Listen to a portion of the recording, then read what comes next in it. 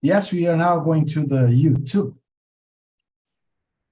We are almost there. We're almost there. Okay, now we are going to, now we're live, stream live in the YouTube. And okay, good evening for everybody. Greeting from Brazil. We are starting another program. Bon saber in English would say good to know.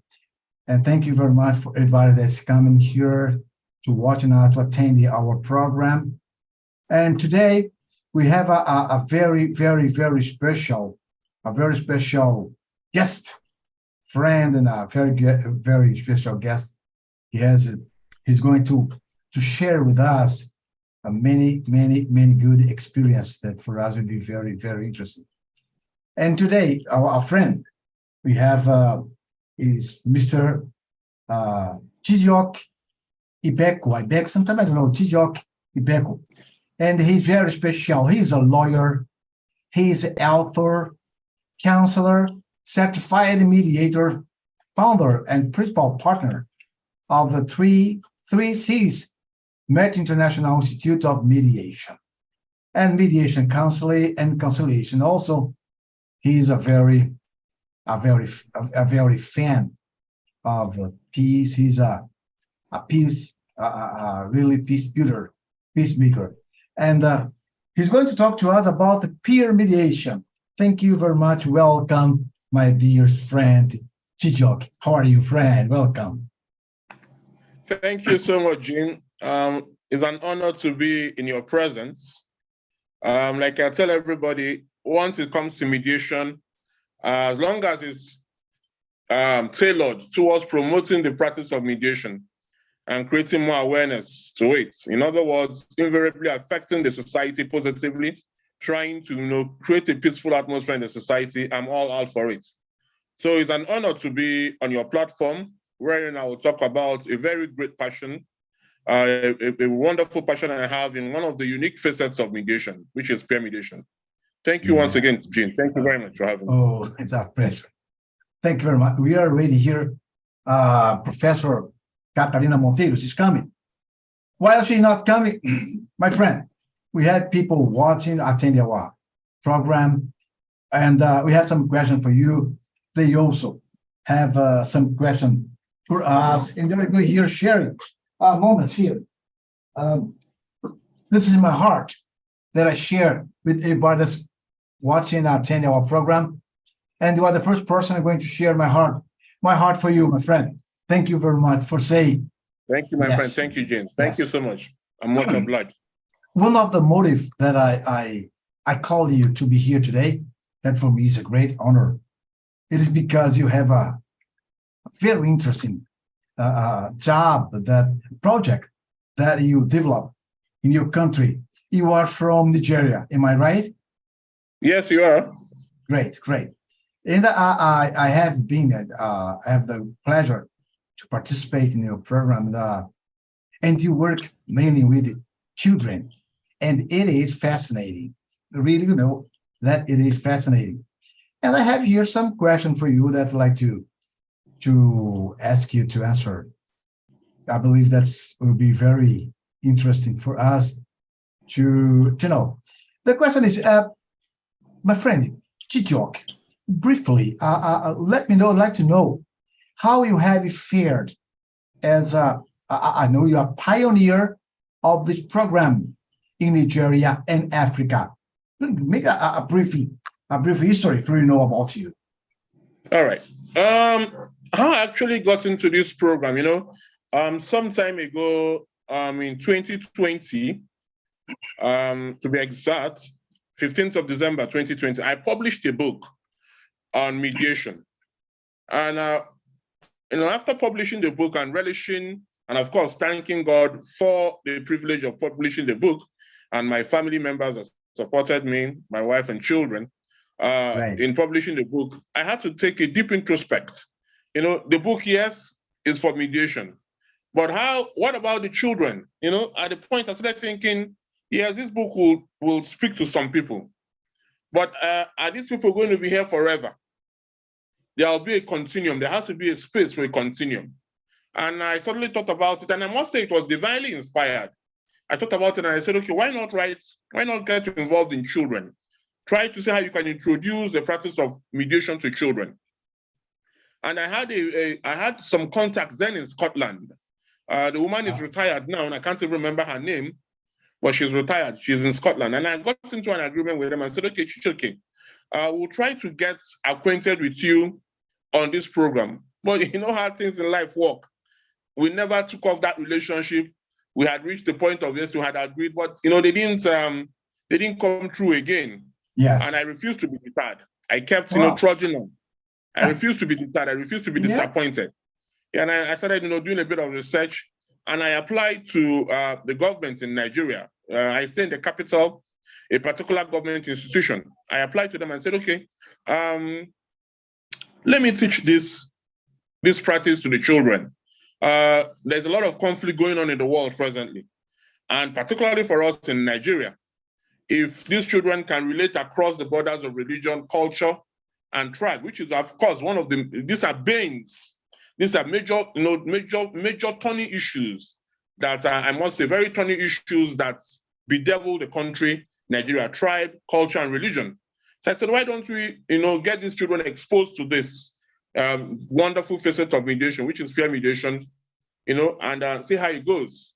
I had to fight the bureaucracy because, writing to them, they will think you're coming for them to give you the money to prosecute the program. So I had to tell them, even though it looked very, very, very daunting at that period, because I was imagining how will I run? The schools they gave to me were 1,000 schools.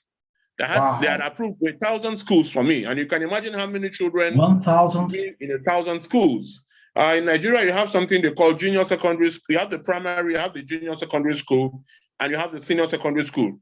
I had gotten the approvals for these 3 sets of schools in Nigeria, in the capital, Abuja, where I stay. I'm not even going to the other states. Then I began to think about, the economic aspect of it, the money part of it, because these children, when you go there, they come to school in the morning, maybe who knows whether they've eaten in their house. Even if they've eaten, they are tired, you want to teach them again.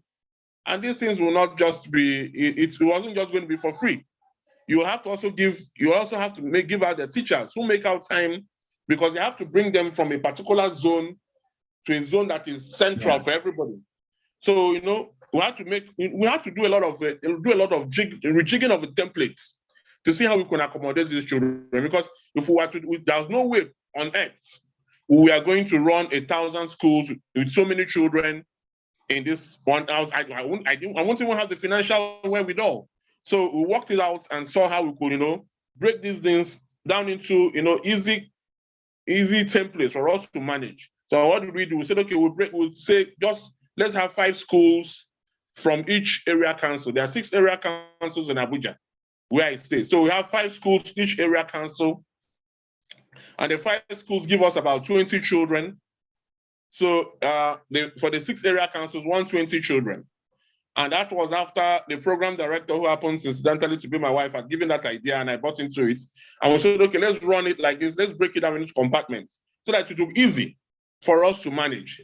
As daunting as it is, but it was going to be easier than taking everything at a full haul. So we had to break it into these numbers, 5 with 20 children. And that's how we took it on. By the grace of God, we certified 60 children in December. Oh. We certified 60 children in December. A few weeks ago, sometime in 1st of April, we certified another 40 or 60 children again. So you see, we are doing the numbers. And as funny as it may sound, as we are pursuing this great vision with the children at peer mediations, the Institute also has adult members as mediators. So you see, we are at all fronts.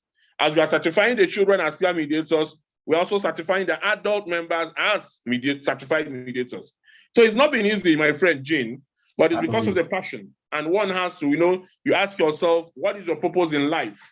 And once you see that this is your purpose in life, you begin to pursue it, regardless of whatever inhibitions or whatever difficulties you may want to encounter. if you have a vision and you have a passion and you feel that maybe this is what you are really created for, you give it all your best to give your life some meaning. So in giving my life some meaning, I've decided to pursue this course, and let's see how it goes. Yeah, perfect. Congratulations. Very, very good. Very good. You told me that you have already your organization, certified adults and children. Yes. Have about 200 children this year that you certified, and the total 300. We've done 60 December, 40, so 100, but we have a template of certifying 300 children this year. 300. Yeah, we're going to certify 300. By the end of the year in December, we will have certified 300 children as peer mediators. We've already done 100 now. And how has it been? And tell us, you intention all the time to God about it. Tell us. It's been very, I must tell you the truth, Jane, it's been very daunting and challenging. Financially, it's been very daunting because, like I tell you, you need to provide some element of refreshment for these children. Yes. Because they can't just listen to you talk for an hour, 45 minutes, 1 hour on an empty tummy. You need to give them some snacks. We show some of these things on our videos when we display them. You need to also, give them transport money because they have to come from point A to point B. You need to transport them to come from wherever they are to where they will meet you, the central area. You also need to give their teachers who expend extra hours. This is outside their curriculum. This is outside the schedule of their duty. You need to give them at least a token, something to appreciate them for making out time, to encourage them. And that is financially, it's been very daunting and tasking. The initial stage, I had the support of my family members who came in, and later on, I have some members of the institute who are fellows. They come in with their bits, not the bits they come in with is not really what we actually need. But like I tell them, we can't keep waiting for the millions. It's not about so much money. It's about having something to keep running the vision until, who knows, maybe through your program, Gene, one fundraiser, a donor somewhere could see us and say, okay, I'm interested in what Chijioke is doing, and gets across to me, and who knows, makes the job easier for us. Yes. Well, really, it's very amazing the way you think about when you say that to teach children, we have also to help them, to food them, to motivate them, because not easy at all. I guess I know, and I'm very enthusiastic about this. And the question is, can you tell us, Chijioke, can you tell us how have you managed to sustain? Because this program, I believe that needed some money or some help for people to help you with money, with the product. And how can you manage these two so far? How do you get this to the money to help it and to the children to run your program? It's been, like I said earlier, Jane, it's been very daunting. It has almost it's drained me financially, because at the beginning I was solely sponsoring it until some people came in and said, okay, let them just give their bits. But if you've been involved in a program as huge as this, remember I said 1,000 schools, 1,000 schools have been approved. So you can imagine, and you have 20 children. I don't know if you've ever had the opportunity of seeing where 20 children are being fed. I don't know if you've seen large people with are they like that in Brazil, large families, where a man has to feed 20 children and 5 adults, and 5 adults who come in as friends of the occasion. Right. So it's very daunting. Then of course you begin to wonder and ask yourself, how do you sustain this program, and how else can you sustain it if not for if not for you to above all, I believe solely in God, because I tell anybody that cares to listen that without him I wouldn't have come this far. So I just look on him and say, okay, this is what I want to do. Open up the contacts with people who matter, who might see what I'm doing and say, okay, they're interested in what Chijioke is doing. Let's come in and support him. The much we can support him to keep this program going. So it's just basically that. And we keep, we are there every time. You see me driving long distances to some of these places that are very far from where I stay. I drive in my own personal car, long distances to cover up those sessions. But above all, like I said, we always ask God for protection. Once we go and come back, we are good. We thank God for that, and we look forward to the next day. We can actually do with a lot of sponsorship. But like I tell them, yes, we need the sponsorship, but we're not going to be carried away by somebody that wants to tell us is about millions of dollars. No. The much the person can get to us to say, okay, Chijioke, I have a couple of dollars, I have $1,000, I have $200,000, $1,015, or $200. Oh, Chijioke, take. It's okay. It's not about, yes, the money is necessary, but yes. we're not particularly too handicapped either. Yeah, we need the support, but we're not completely handicapped, but we need the help to see how we can, all get to that desired place. You see what we've done? I post the videos often. You see the goods we carry. You see the distances. I buy fuel. You need to buy fuel. At times, the centers might not have lights, no power supply. So you need to have your generator set so that my partners abroad can join their what do you call it, the projector or whatever, what they call it, for them to join and see what we are doing. So you need to see, so that it won't be only me teaching them. The other partners join and say, okay, they could share, like my other partners, my team members, intern, they can join and say, okay, Chijioke, let's teach today. While so all these things just to make the children not to be bored, let them have different perspectives of people talking to them about peer mediation. So that's what we do, Gene. Well, it's really perfect. Congratulations once more for your courage in taking this program, to run this program. It's not easy at all, because sometimes it's not, my brother. It's not. I remember you told in the beginning of this interview, you told, I refuse to fail, I refuse to stop, and so on. Perfect. And in your plans for the future with regard to this program, because you are doing this right now. What's your plan? Future, 1, 2, 3, 4 years. Yeah. Well, as it is now, as if you spied on me a few days ago, because I was just talking with my wife, and we're asking ourselves, what next? What's the next phase? The next phase, actually, I told you that this project is about the primary, the junior secondary, and the senior secondary schools. I have not even gone into the senior secondary schools, number one, where I live, the capital of Nigeria. I've not even gone near them. I have not even attended to the junior secondary schools. That's another set. These children could run into thousands again. Then, I have not even talked about other states in Nigeria. All the states. All get to know what we're doing by when we post some of the things we post, and people that make inquiries and everything. So the plan for the future is very huge, and I've established some great platforms in Asia. A group of law students reached out to me because of this program. The Association of Law Asia Law Students Association or something like that. They reached out to me to be a consultant to them for some of the programs they do. And I guess it was because of the activity they've seen me perform with respect to this program of peer mediation that they got interested. I have created some platforms in India. I have created some plans. Nothing has actually kicked off. Yes. But we've created that platform. We've done that also we've done that in Asia, like I mentioned. We've done that in Peru. I had very many years ago. I had a very good contact. Her name is Elizabeth Gamara. I don't know if you know her. Elizabeth Gamara, yes. She's a young, very dynamic young girl that is doing very great in the world of mediation. She had, through her assistance, I had gotten access to Peru, and there's some children, even in Utah, in America, a part where, I understand a lot of Peruvians are there.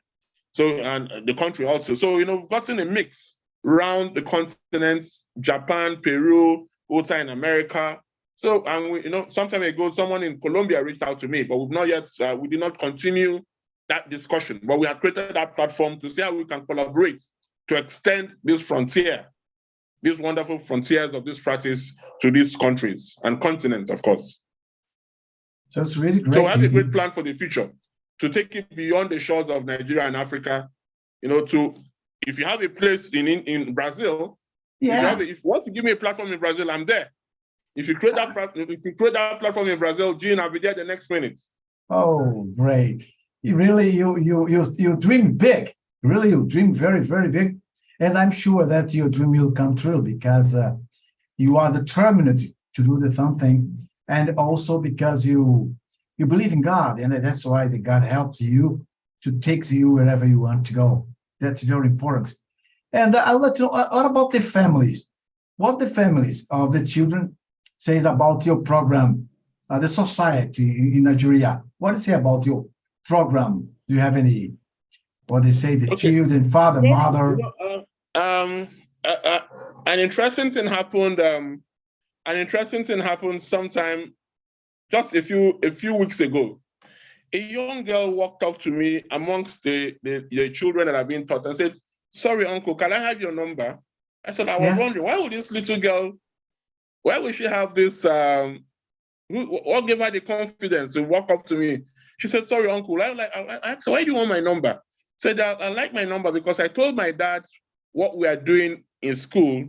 And my dad was saying, "Oh, you mean somebody that is a lawyer is doing this with you people? Yeah, I would like to have his number." So you see, the parents are beginning to key into what we are doing. Because if a girl could go out of her way and remember what the father had told her before she left to come to school and not forget, children can be playful and not forget and actually ask me and actually wrote down my number. This has not happened only once. This has happened twice or thrice as I teach these children. It means there is a feedback. There are some people waiting to hear, okay, what did he say today? Oh, did he say this? Or did he say that? A few days ago, a few months ago, one of the coordinators got across to me and said, "Sir, thank you so much for what you've introduced to us. I actually tried what you taught us in school, and I must confess to you, it was not easy, but it was successful at the end. I'll send you that. Text later on your WhatsApp." So you see, these are things that give me a very great deal of fulfillment. That we are going places. If you could have this kind of positive feedbacks, then one is grateful to God for such an impact, making such an impact, not only in families, but in the schools we teach. Great. Chijo, and with your work with children, do you feel and can you feel some change into the families, the family and father and mother, because the children learning mediation, and mediation transforms lives, you know that. And inside the house, the father and the mother, they make feedback for you, tell you, "Oh, Gijo, I changed our life because of my children, because of mediation." Do you have some kind of this feedback? I've not yet gotten that. To be honest, I've not gotten that exact feedback from the children's parents. But what I've gotten, like I told you earlier, was these children asking me that my dad will want to have your number. Because like we say, today we say like I normally, apart from teaching them what peer mediation is all about, I propose that intentionally as part of our curriculum and content. Tell them about family mediation, community mediation, and commercial mediation. In fact, I even go to the extent of telling them about landlord and tenant disputes. These are things the children witness in Nigeria. They see their dads, for those of them that live in rented apartments, they see their dad paying rents. They see their dads and mom going to the market to buy things. They see their dad living amongst other tenants. And of course, they see themselves relating amongst their family members. So I make it a point of duty to make sure that these children know about these unique phases of mediation. So I'm sure when I tell them, for those of them who tell their parents, "Oh, Daddy, see what I learned in school today?" So the parents get interested and say, "Okay, like I told you, 3 of them have asked me, 'Uncle, please, can we have your number?' Our dad wants to have your number." So I guess they must have talked about it, but not exactly to me like you asked exactly or directly, I beg your pardon. Great. But I have a curiosity. You are a lawyer. Why did you decide to be a mediator? Because lawyer is a person who goes to the court to stand for a client. But you decide to be a mediator. Tell me why. And mediator, and to prepare children. Firstly, why did you Well, decide to be a mediator? well, very good question, Jim. Very, very, very, very good question. You know, I'm almost about 20 something years at the bar, post call 20 something years, and you know when you come out from the law school, you begin to try to see how you fit in, how you can, what do you do to begin to bring in some income. And I got married very early. So what do you do to begin to, make some ends meet for your family to take off and, meet up your needs, your obligations, the things you need to do. And at the time, I must confess, I was becoming very disillusioned. I was becoming disillusioned. I was wondering, all this practice, how am I going to fit in? And I'm one person that likes to have my space. I like to carve a niche and be an authority in whatever I do. And when I go to the office, at times I could be so bored, I will not know what to do. One client might just come today, you might not see the client to the next. A lot of no real activity for me. Yes. And my wife just came in one day and told me, well, why don't you do a lot of law, because I was very, very active in the real estate sector as a lawyer. You do a lot of real estate practice. Why don't you write down all those experience? You'll be surprised. Many people want to read about it. Yeah. Many people want to read about it. So this is how all this journey started. So when she told me that, and I started seeing, and I started writing about my experience in the real estate sector as a lawyer. Then I now noticed again, invariably, most of the cases I was handling, because when you have some land issues that come up, there are some breaches of contract that happen. Most of those cases I was handling, and the tenants that also do not meet up their obligations, I was basically, involving the practice of mediation into it. Like if you have a delayed payment, I could tell the landlord, why don't you give him some grace period? He will pay, try to do a little bit of negotiation. So without knowing, I was already practicing, I was already getting involved in mediation. So once this book hit the stands in 2020, wow, I was already there in the practice of me. I couldn't hold it back again. I just realized that, look, I found my niche. So why don't I just walk towards this niche and create a legacy? And that's what I'm doing by God's grace. Perfect. Good to know. Very, very good to know.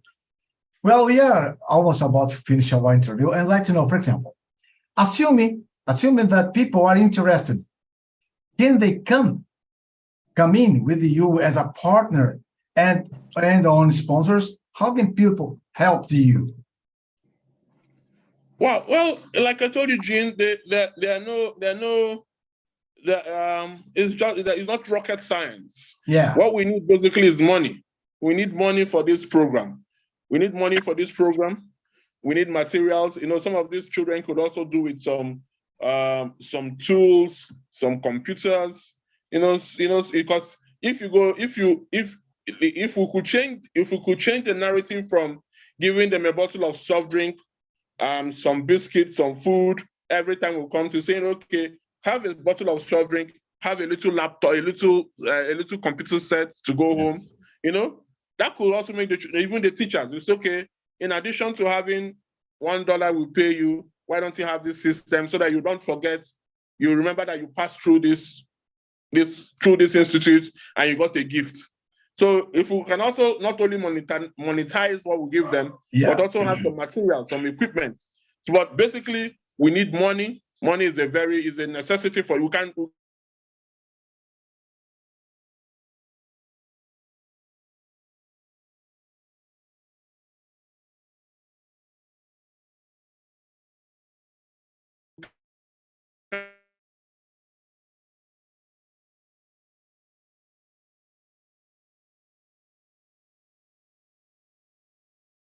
I believe that you have some technical problem.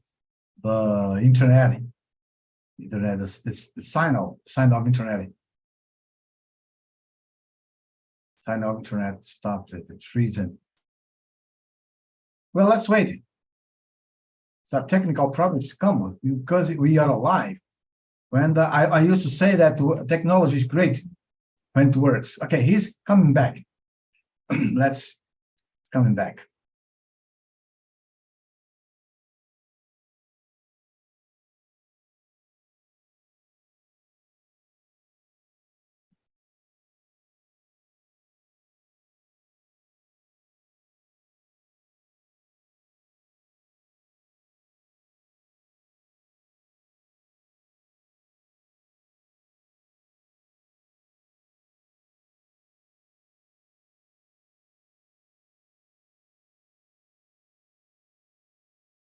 You're back. Okay. You're mute. Yeah, sorry, that was a bit of technical mute. No problem. Yeah, no problem. Okay. And you really need money, you need support to run your program, I believe. Well, Chijok, we are reaching the end. We are in the end of our program. Good. And I'd like that you final words. What would you have to say for us as a mediator and for the nation about mediation and to help children and to give peace in the world? Wow. Okay. What we are doing is a wonderful effort, because these are children that are not going to remain children. They're going to be adults like you and I in years to come. If they're exposed to this practice, by exposing them to this practice, you've started exposing them and equipping them with the skills of managing relationships. Anywhere peer mediation is being taught, as they get along with their peers, they're getting along with their peers across the divide of different religions, different culture, different races. So they begin to know how to manage relationships with these people. That's number one. Number two, they begin to know how to, if a child is like what we're doing now, we're equipping them with the skills of knowing how to manage issues and preventing issues that emanate from people having misunderstandings, from degenerating to disputes, and to the big one, the conflicts.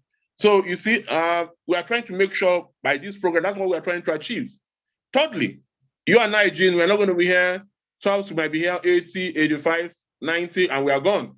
So we need to have children who will say, okay, such men like this pass this part of the world, and this is what we learned from them. And we need to have a continuum, people who continue this practice.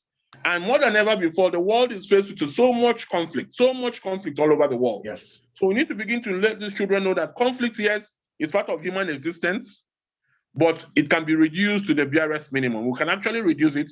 We cannot completely get rid of it because it's part of our human existence, but we can reduce it to the barest minimum. And like I tell people, for us as mediators, there is no better time for the practice of mediation than now.